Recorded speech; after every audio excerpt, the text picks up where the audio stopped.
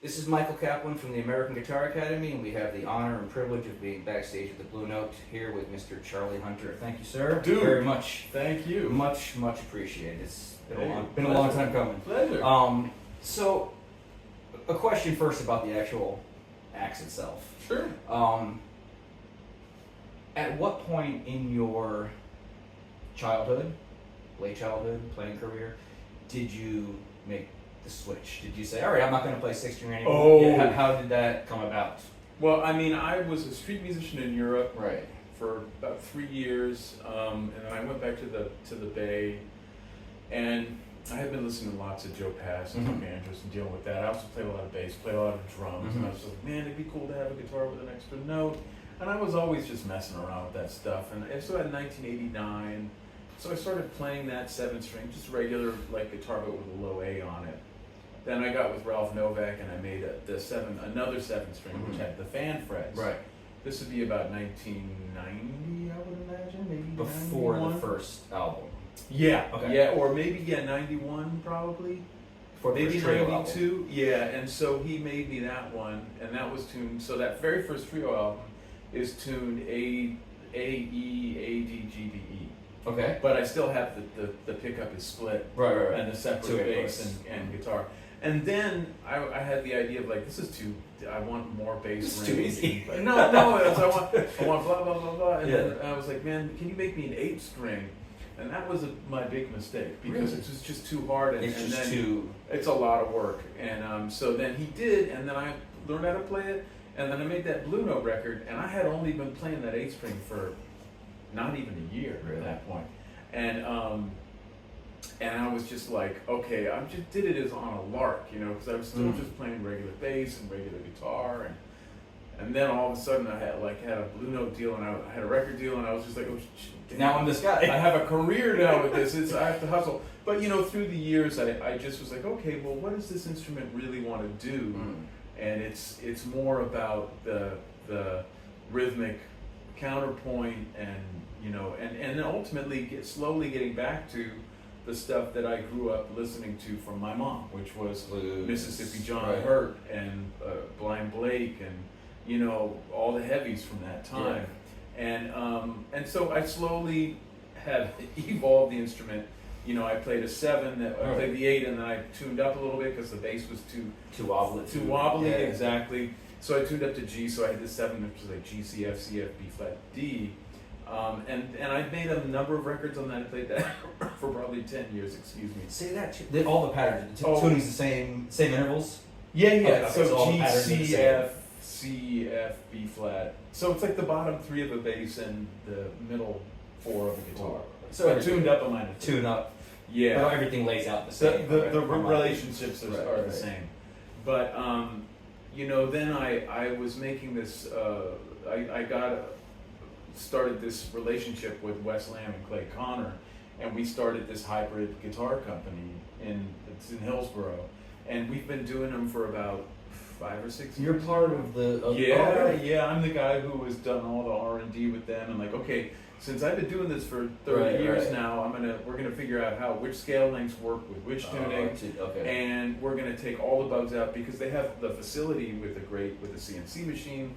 We have master luthiers. We have all these years of I'm a rep obviously for the company, so I'm given my rep thing, but the guitars are really killing. I mean, I play the bass model basically. It's one I like, one pickup, and so we've just been figuring out, okay, what's the best scale length for a 7-string. Right. And when people want the 8-string, we make a great 8-string, but I'm like, please don't get the 8-string. Get the 7-string if you want this. Because it's just too much, or it's a lot, and it's a lot of strings on one neck, and you get tension. There's too much compromise. the tension's can't be equal, obviously. Well, or as close as you can get. it's as close as you can get, but then you have problems of if you have too much tension, then it'll start to shut itself down. I mean, the guitar itself can take an insane amount of tension because we overbuild the necks. Oh. But there's a point where it shuts the just the resonance down. Yeah. So it's just like boom. Exactly. Like too much compression on it. It just Exactly. swatches That's everything. exactly it. Yeah. So, I tell people, hey, maybe you should check the 7 out if you're doing this. The one I play, I call the Big 6, and it's only 6 strings. I have 3 bass and 3 guitar. You're doing 6 now? I love it. 3 and 3? The string spacing is much wider. Like, it's between a bass and a guitar, really. Right. And I can use heavy-ass strings on it. What do you use on the trebles, on the top, the top 3 strings? Well, I use, like, you know how heavy? 17, 26, 36. On the top, the highest string on the guitar? Yeah, 17. Yeah. But it's tuned, in what I have here, it's tuned A flat, but it's at a 28-inch scale. So it's probably so it feel, mm-hmm. it's like a 12 or something? So it would feel like a set of 12. Yeah, it's got about the same. Yeah, it's got about the same you can't really, tension as a set of 12. Really. If I need to, I can. Yeah. You can dig in. But it's just all about having that bass be really big and fat, and being able to really play with a drummer. It is a bass. Well, you're the bass player. Exactly. Well, not only, but and I see it as like, especially with what I'm doing with Kurt, or what I do with a lot of people now when I bring this instrument out, is I'm more thinking about I'm more of a kind of rhythm section, the hub of what's going on kind of thing, and as opposed to like playing lots of guitar stuff. I do other things for that, like I end up recording on people's projects, playing regular guitar, or I spend all my spare time learning the Blind Blake stuff. Anyway, so go ahead from there. You go ahead. It's. I mean, just going on what you said for a second, it's interesting because as a guitarist, I'm used to, I can scratch my head in the middle of whatever. I can. As a bassist, you don't have that luxury. Yeah. Because if you're not there, right, something's it could easily fall apart. Oh yeah. So as a guitarist, I can take a break for a few seconds if whatever. But you don't have that luxury. And you don't have. As a guitar player, I always explain to young guitar players, like, you need to get your time and your feel and your rhythm together, because otherwise you're just a liability. And so you do have to be kind of proactive, but with my instrument, the margin for error is very small. Yeah, of course. Because you're always cooking. You know what I mean? Which is also kind of what's fun about it. It's like being a catcher in baseball. It's like being a catcher. You got a seatbelt on, you're on. You gotta be going. It's an uncomfortable position to be in all night. Oh, yeah. But you have to be able to call the game, and you have to be able to throw a guy out. Deliver it. But you're not uncomfortable after all these years. No. It's fun. It's fun to have a ball, but it's definitely challenging. I do a lot of gigs on bass and regular guitar, and that's.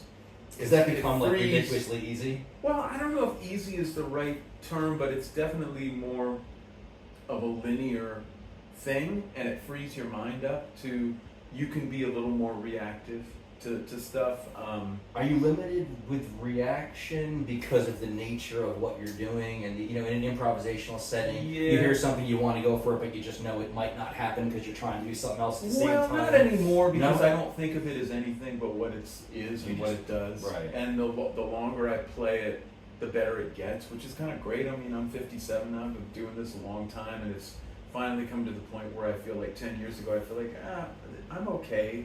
Now I feel like I'm good. You know what I mean? I feel like I'm really good at it now. Is it? But it's going to take another 10 years, and it'll really be more streamlined, and it's just creating a language kind of that didn't exist. Are you? Well, I guess you're basically in a way, because there's physical limitations. Yeah, without a doubt, that you might want to do something. On the guitar side, let's say you're improvising a solo, you might want to go for something, but because of what's going on with the bass, you just you can't. But I kind of know now. You can feel where the limits are. More or less it is. Yeah, instinctually. Yeah, I mean, it comes to a point where you're not gonna, and that's kind of fun. That's kind of part of the tension too of it. You know what I mean? And also, it's so much of the instrument is covert chops and not overt chops. And that's what's really, for me, a lot more gratifying, but it's not, people don't notice that kind of stuff, Well, musicians. And they, but it also becomes a thing of like, well, it's like you said, well, do you ever feel like you want to do it? It's just like, well, if I was thinking like a guitar player, but I don't even like listening to that. Honestly, I don't even enjoy that kind of playing. So there's a few people who do it really, really well. somebody like Robin Ford, whose phrasing is just incredible. But there are very few Robin Fords out there. You know what I mean? It's just him and a couple other people that can really phrase, But most folks are not doing that, or I don't know if they even really get the chance to do that, to develop that. Right. So I don't think it's a fault of theirs. I think it's more just like you're thrown into this business aspect of it, and then everyone loves you, and you have to keep doing this kind of thing, You mentioned time and having a good time, and you seem to be able to, and some people can do this, I can't do this, I don't know, I personally don't know anybody, but I know there's, Schofield can do it, I think, Dexter Gordon, where you can play, you can kind of choose, it seems, if you want to play right on it, or on what side of it. Got you, of the quarter note, You can play just over there, and is that something that are you aware of it? Yeah, I mean, Did you try to develop it, or? Well, you got to develop it, and it comes from, if you come from like the East Bay like I do, you're gonna be forward leaning because everything's always mostly, if you think about like the Sly stuff, Tower of Power, and you think of, but then there's also a lot of stuff that's not like that as well. But it definitely can get in that forward leaning zone. But it's you play with people like I played with George Sluppick or Terrence Clark or Marcus Finney, great Memphis drummers, and their quarter note is massive. It's just, and if you don't know what's going on, you think, oh man, this is kind of like behind the beat or whatever. No, it's the way that they think about the quarter note. The way they feel different. The time. And it's how do they feel it though? I mean, it's just big. It's like a very, very wide beat. Yeah. And if you're not, going to, if you're, I think Dizzy Gillespie said it. If you're not with the drummer, you're wrong. Basically, because choice. If you don't like the drummer, then you don't have to play with them. But most of the time, it's not the drummer; it's you. You're the problem. I'd say 99% of the time, you're the problem. That reminds me of a group I played with where we had a sub drummer one night, substitute drummer, and he stared at the bass player all night just like this. Because the bass player was just wanting to go. Right. You're not going anywhere, buddy. Exactly. Yeah, you have no choice. Yeah. With a career like yours, is there anything you would have done differently? Great question. I mean, it's really hard to say because it's kind of like asking a captain who's in a horrible storm in a rickety boat if there's anything he would have done differently. He's probably like, I never would have gone out in this damn boat in the first place, But it's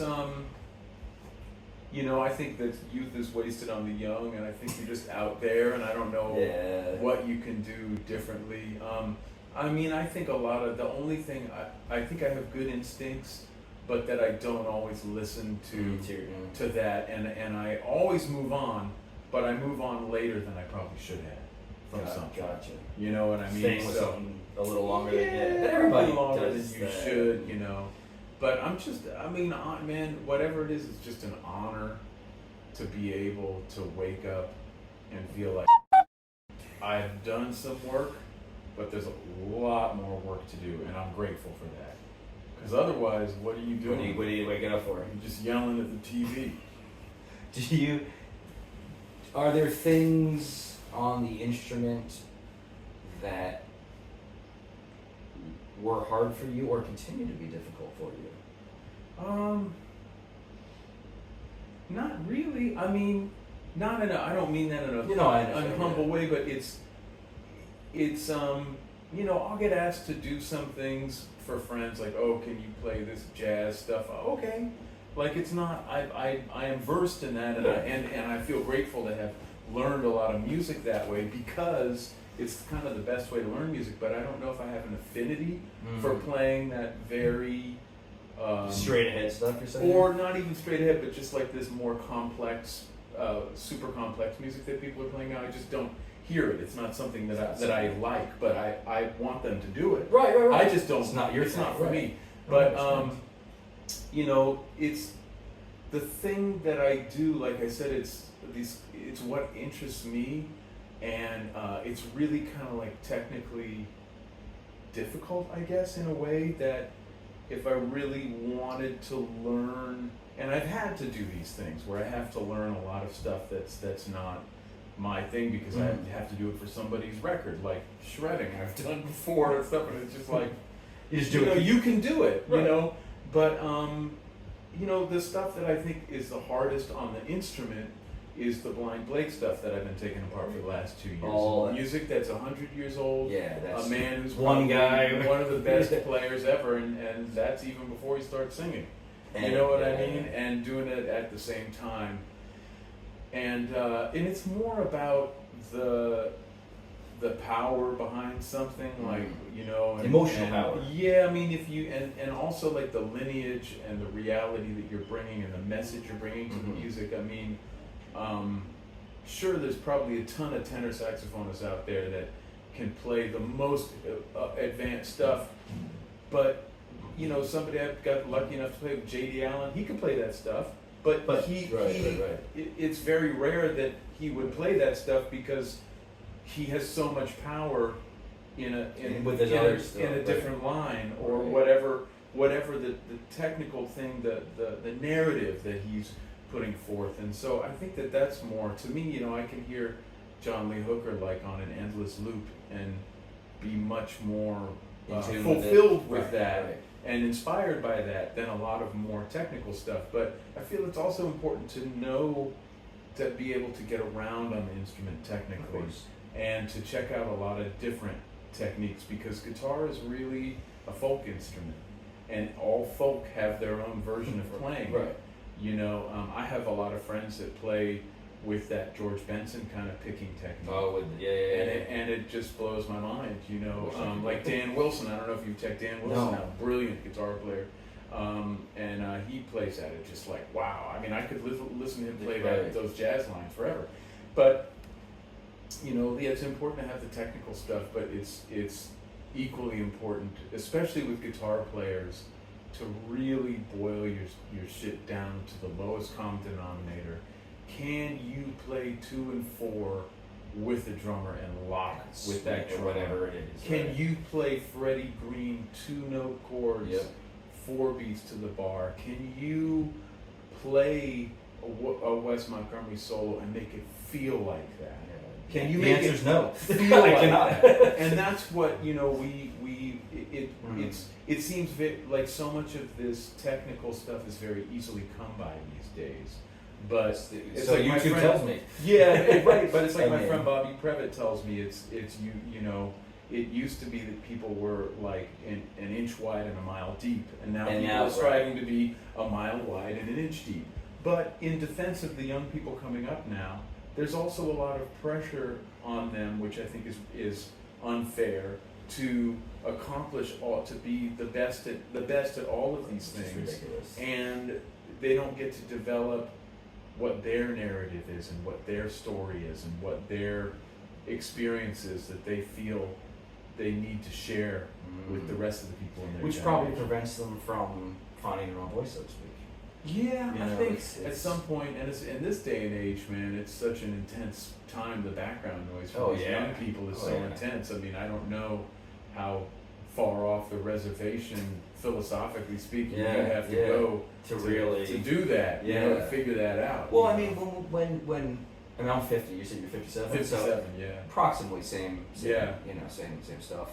And all we had was a guitar magazine and whatever the guy older than you, your friend's older brother that knew more than you, exactly, and taught you that Kiss riff or whatever the hell it was, And man, you had to really want it because you had to seek it out.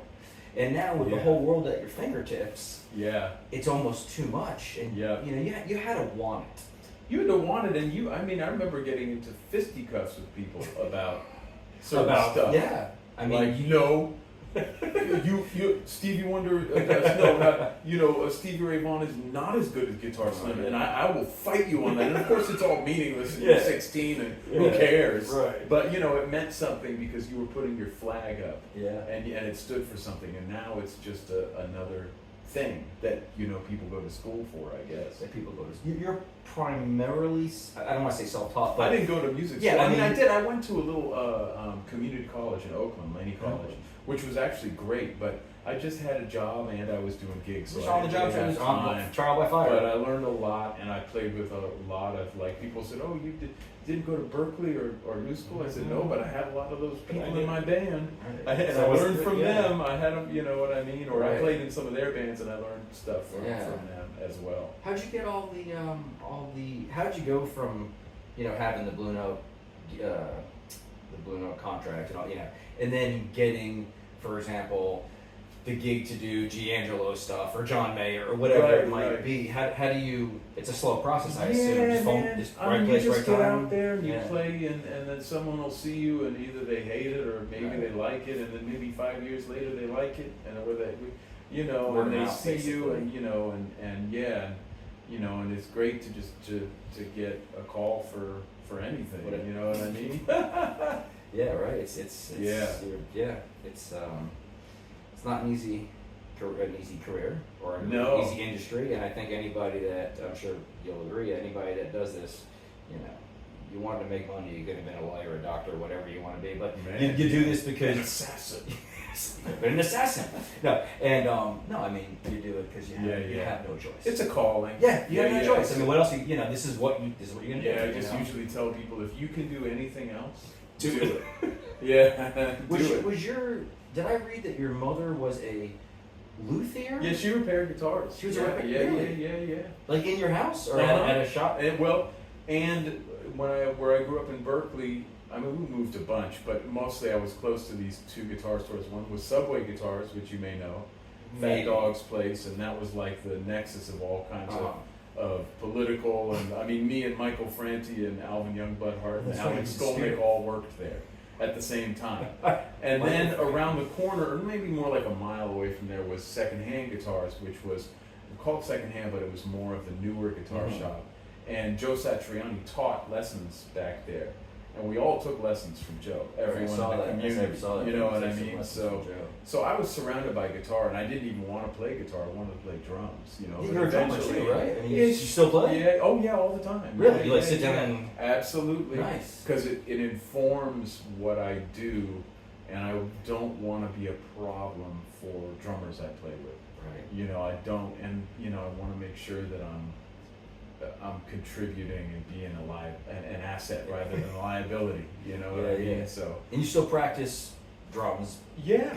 I guess we call it guitar. Yeah. No, I mean, normal days I'll play some drums. Maybe it just goes in waves. But you're still on the instrument. Oh, all the time. It's not like you're leaving it alone for 5 days. No. Oh no. Every day I'm playing and trying to work something out, or mostly with the feel.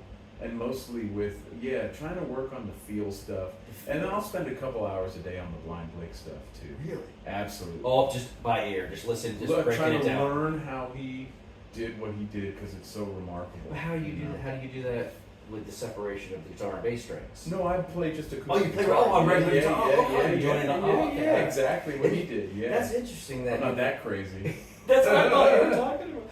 But no, so many people have I shouldn't say so many, some people have a misconception. Blues is this, it's 1/4/5, it's this easy harmonic stuff, and it's one note and just pentatonic. No, that's not what it is. And some of these guys or kids on YouTube that can play anything, for me personally, don't hit me as hard as hearing B.B. King play one note.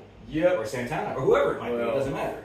Yeah, but that's me personally. It's not. Well, Albert King for Albert Collins. But also, for sure. But also, you go back to the 20s, and I think to me that's the time that the majority of music I listen to is from that time. Right. I always come back to that. I'm always listening to Son House and John Hurt and Furry Lewis and Booker White and Willie McTell and of course Blind Blake and Charlie Patton. And then I'll go up into the 30s and listen to some of those folks as well. But I feel like all of that deep, powerful guitar stuff is from that era, because that's when recording really kind of came of age, I wonder what that came from. Yeah. Whether it came from pain or whether it came from there's a whole lot, lot of stuff it came from. Just look at the history of America, and I'm just glad that I'm just some marginal weird dude that in this generation I'm able to. I was lucky to have an unfair advantage to grow up in a house where that music was always being played. You know what I mean? And my mom knew some of those people as well. Yeah. So it's a kind of a it stays in there. Oh yeah, man, it stays in there. You know, it's part of, I guess, where I come from. And I'm lucky in that respect. All that stuff. I mean, it's like people would be like, man, you know, this Eric Clapton record of this Jeff Beck, and I was just like, I said, but I don't. This doesn't sound like I heard Hubert Sumlin before I heard those guys. Right. So when I'm hearing, I'm like, okay, this is cool, but this Hendrix stuff is the. That's what I want to hear, because this is what rings my bell. You know, that's all. That's all you do is follow what. Yeah, absolutely. I remember everybody used to say Jim Hall. Oh, it's the best. He's incredible. But here's the thing: I never got it until one day I did actually just put on a live Jim Hall record. Oh, this is what they're talking about. And then from that day on, now I understand. And I don't know why. Just that one day. I feel that one album. I don't know. Hey man, those Art Farmer records he's on. That stuff is beautiful, man. It's very interesting how this all. You know, you go and look at, here you are, 57 years old, having the career you had with the instrument you have, and so on and so forth, and you're still going back to your childhood roots, to the stuff you heard as a kid. It never ends, man. I love it. I mean, I'll still want to go back, because I used to like to play like all that old 50s blues and even like rockabilly stuff. Like, I'm just like, man, I want to hear Paul Burleson today, or I want to hear Cliff Gallup, you know what I mean? Or you know, I want to hear Lonnie Mack today, you know, and stuff like that. Lonnie Mack, I haven't heard that name in a while. Yeah, well, anyway, you know, man, it's just like, it's interesting because the guitar it's a folk instrument, it's a vernacular instrument, and I feel like it's important to learn the jazz stuff, and it's important to play with as many of the masters as you can, but realize that if it's a guitar-based instrument, it's never going to really be it's always going to kind of be at the dinner table with dirty fingernails. You know what I mean? You just get used to the fact that you're going to have dirty fingernails, and if you don't have dirty fingernails, something's not right. Something's going to not sound right. You know what I mean? Well, the guitar is a rock. I mean, at least as we know it in my generation in America, it's a rock-based instrument. It found fame. Yeah, there you go. In that universe, right. But remember where all those rock things came from. What we're talking about, that 20s music. Right. If you listen to Barbecue Bob, you can just go right along and hear it progress right up to the point. Yes, and also remember that who the majority of people buying the records are, who the power centers, always consider the source, and then consider, is that because the music is powerful or because the market is powerful? And it's usually in American history, it's usually because the market is powerful. Right. One more question. Sure. Who have you not? Well, it might be a long list, but who do you really want to play with? I'm doing it right now. I'm so lucky, man. Good man. Yeah, I'm so lucky. I'm playing.